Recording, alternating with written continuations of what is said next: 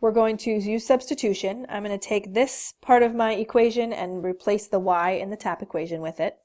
So I'm going to write x squared minus 3 equals negative 2x plus 6. Now I have to get everything on one side of my equation. So I'm going to add 2x to both sides, and that's going to kind of go in the middle because I don't have a like term to combine it with. And then I'm going to subtract 6 from both sides. So I'm going to have x squared plus 2x, and then negative 3 minus 6 is negative 9. And then these two things cancel out and give me 0.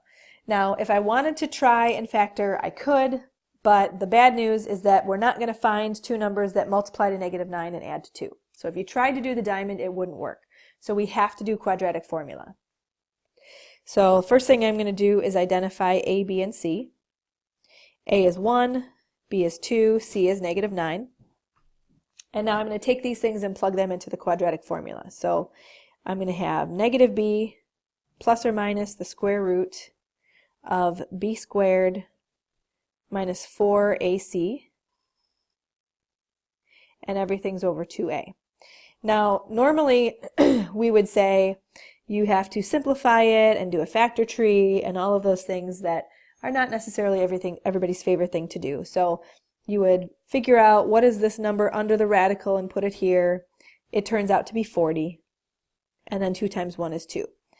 Now, because we're trying to get ordered pairs here, it's actually going to be best for us to get a decimal. So what we need to do at this point is break this up into two different answers. Once we're going to use the plus sign from the middle, and the other time we're going to use the minus sign in the middle. So I know 40, I could break it down, I could do a factor tree, I could simplify it, but because we're just going to get this into a decimal anyway, it really doesn't matter.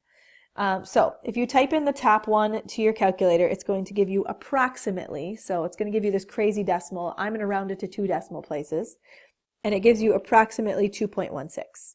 And then if you put the other one in your calculator, it's going to give you approximately negative 4.16. So those are my two x values.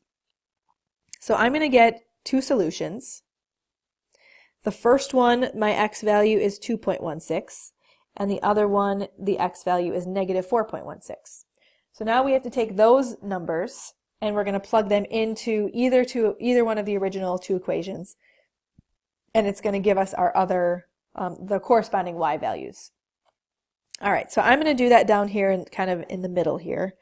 So if I have x equals 2.16, I'm going to choose to plug it into the top equation. That one looks easier to me. So my y value would be negative 2 times 2.16 plus 6. And that comes out to be approximately 1.68. And it's approximate because my 2.16 I rounded it. All right, so this is my first ordered pair. And then I'm going to do the same thing with the negative 4.16. So I'm going to plug it in. Negative 2, negative 4.16 plus 6. And that y value comes out to be 14.32. So that is my other y value. So those are my two solutions. And then it asks, how many solutions do you have? Well, the answer is 2, because I have 2 ordered pairs.